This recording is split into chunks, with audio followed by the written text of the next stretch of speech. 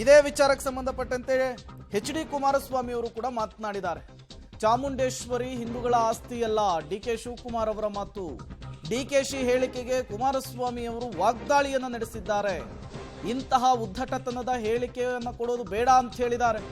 ಬಾನು ಮುಷ್ತಾಕ್ ಮೂಲಕ ಉದ್ಘಾಟನೆ ಮಾಡೋದು ಬೇರೆ, ದೇವಸ್ಥಾನಗಳು ಯಾರಪ್ಪನ ಆಸ್ತಿಯಲ್ಲ ಅನ್ನೋದು ಉದ್ದಟತನದ ಹೇಳಿಕೆ.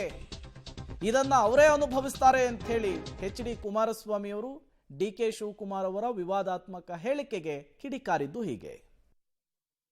ಅದು ಸದನದಲ್ಲಿ ಏನು ಶಿವಕುಮಾರ್ ಅವರು ಒಬ್ಬ ಕಾಂಗ್ರೆಸ್ನ ನಿಷ್ಠಾವಂತ ಕಾರ್ಯಕರ್ತ ಅಂತ ಹೇಳ್ತಾರೆ.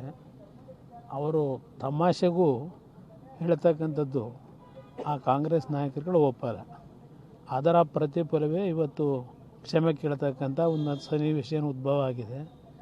ರಾಜ್ಯದಲ್ಲಿ ನಾಡಿನ ಜನತೆಗೆ ನಾನು ಒಂದು ನೋವಿನಲ್ಲಿ ಹೇಳಲಿಕ್ಕೆ ಬಯಸ್ತೀನಿ. ಇವತ್ತು ನಾಡಿನ ಸಮಸ್ಯೆಗಳನ್ನು ಬಗೆಹರಿಸ್ತಕ್ಕಂಥದ್ರ ಕಡೆ ಈ ಯಾರ ನಾಯಕತ್ವದಲ್ಲೂ ಇವತ್ತು ಕಷ್ಟ ಸುಖದಲ್ಲಿ ಇಲ್ಲ. ಗೊಂದಲಗಳು ಸರ್. ಈಗ ಬಾನು ಮುಷ್ತಾಕ್ ಅವರಿಗೆ ಬಿಜೆಪಿ ವಿರೋಧ ಮಾಡ್ತಿದ್ದಾರೆ, ಮತ್ತೆ ಡಿ.ಕೆ. ಶಿವಕುಮಾರ್ ಚಾಮುಂಡಿ ಬೆಟ್ಟ ಹಿಂದೂಗಳ ಆಸ್ತಿ ಅಲ್ಲ ಅಂತಾರೆ. ನೋಡಿ, ನಾನು ಯಾರು ತಾಯಿಯ ಒಂದು ಉತ್ಸವವನ್ನು ಮುಂದೆ ಒಂದು ದೊಡ್ಡ ಮಟ್ಟದಲ್ಲಿ ಸಂದೇಶ ಕೊಡಲಿಕ್ಕೆ ತಾಯಿಯ ಒಂದು ಮೆರವಣಿಗೆ ಮಾಡತಕ್ಕಂಥ ಒಂದು ಜವಾಬ್ದಾರಿಯನ್ನು ಕೊಟ್ಟಿದ್ದಾರೆ ಸರ್ಕಾರ.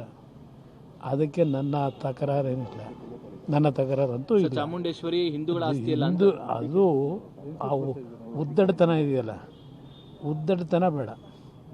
ಇಲ್ಲಿ ಬಾನು ಮುಷ್ತಾಕ್ ಅವ್ರ ಮುಖಾಂತರ ಮೆರವಣಿಗೆ ಮಾಡಿಸ್ತಕ್ಕಂಥ ಪೂಜೆ ಪ್ರಾರಂಭೋತ್ಸವ ಮಾಡೋದು ಬೇರೆ. ಇವರು ಹಿಂದೂ ದೇವಸ್ಥಾನಗಳು, ಧಾರ್ಮಿಕ ಸಂಸ್ಥೆಗಳು ಯಾರಪ್ಪನ ಆಸ್ತಿ ಅಲ್ಲ ಅಂತಕ್ಕಂಥದ್ದು ಅವರು ಉದ್ದಟತನ. ಇವತ್ತು ಧಾರ್ಮಿಕ ಕ್ಷೇತ್ರಗಳಲ್ಲಿ ಹಲವಾರು ಈ ರೀತಿಯ ಒಂದು ಸಮಸ್ಯೆಗಳು ಉಂಟು ಮಾಡೋದೇನಿದೆ,